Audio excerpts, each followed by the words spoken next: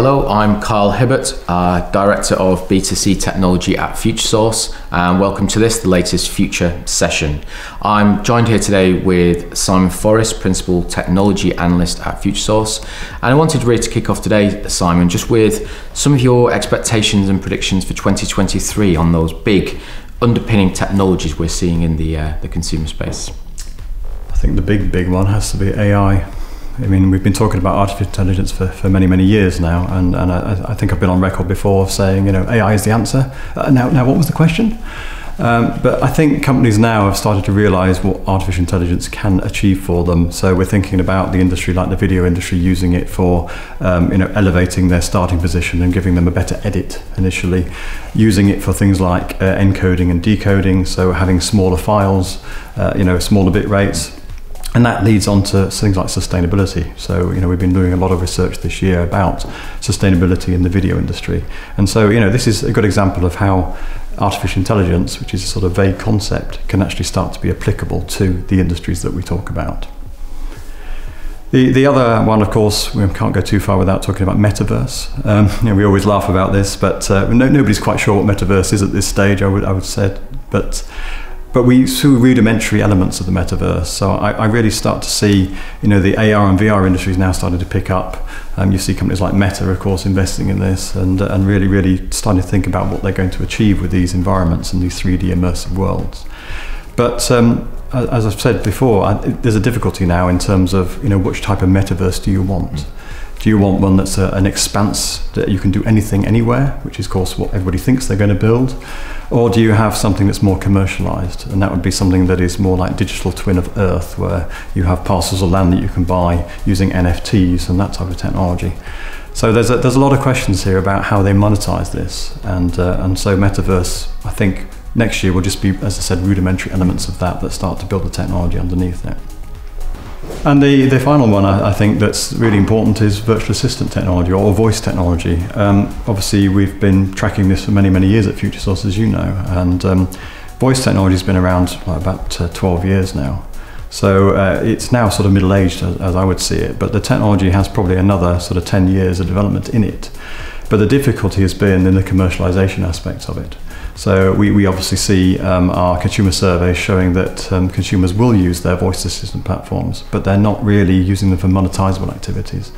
So the companies like Google and Amazon and probably even Apple are now reevaluating their position on voice and understanding or trying to understand what they can do with it and how do they actually guide the consumers onto more monetizable activities rather than just turning lights on and off, which makes no money for anybody. The last 3 years has seen significant change, hasn't it, in the world more generally, where the pandemic's altered and shifted consumer lifestyles, both personally and professionally. So with your sort of technology hat on, Simon, how have you seen technology evolve and develop and service the new norm? It's a really good question, actually. I think we saw, of course, a lot more people using video technologies at home, and of course we saw the subscriptions going up as everybody sat there and bought a new television rather than investing in a holiday during COVID. But also, I've been looking at the virtual assistant market of voice technologies, and for years, FutureSource have seen that people were using their virtual assistants, but in the same way. So they were playing music and basically asking weather questions and news questions, and very simple, rudimentary interactions there. But because everybody now was sat at home with their Alexas and their Googles, they started to experiment with what they could do with these assistant platforms. And so again, our research showed this year that things have actually broadened. And so the consumers there have actually experimented more with what virtual assistant platforms can achieve for them and have started to expand their use cases. But I think it's safe to say that companies like Amazon and Google and others are now trying to reevaluate that commercial position, because even though consumers are using voice more than ever, they're not doing the monetizable activities, which is like putting things into shopping carts and maybe even ordering services online. So I think that broadening of use cases in the virtual assistant market has been one of the biggest ones, and of course that feeds into better artificial intelligence, better machine learning, and things like conversational interfaces are now coming of age. So it's an interesting place for virtual assistants. I still think that we're halfway through the development of virtual assistants in terms of technology terms.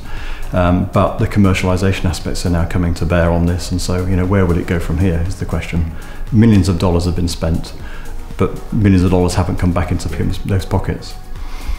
Just a quick follow-up question there, Simon, with regards to healthcare and medical. We see lots of many fragmented products. Do you think we're now at a time where the ecosystem is starting to come together, that devices are, and the services are integrating better together?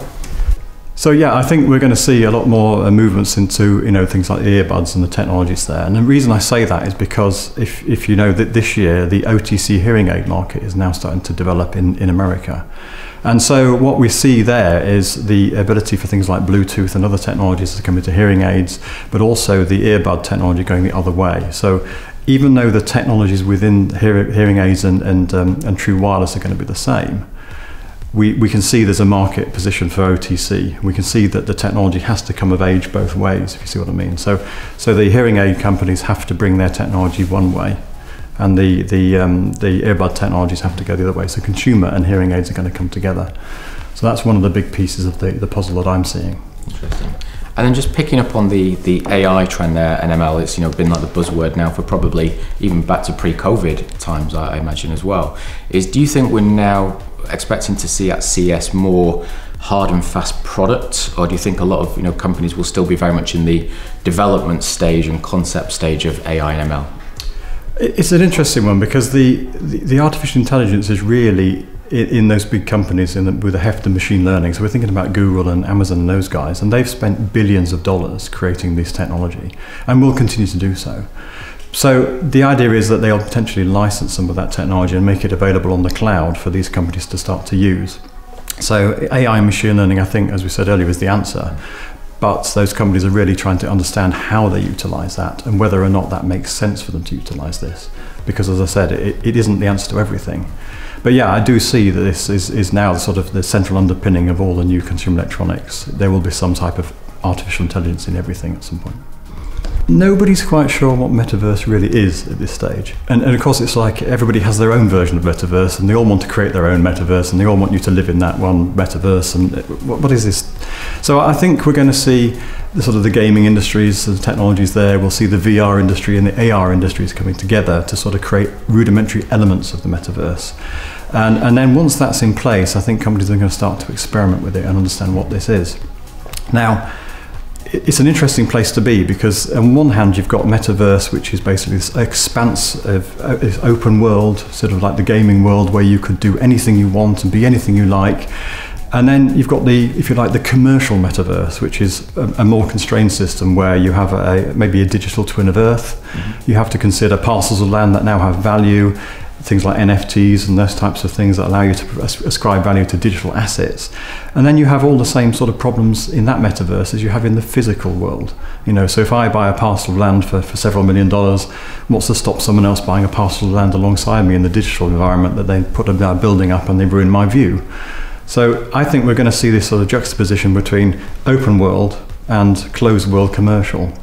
And I've been in technology for many, many years now, and I've always seen that if technology doesn't make money for someone ultimately, then it doesn't go too far. And you'll probably come around again in 10 years, but it's got to make money for someone somewhere.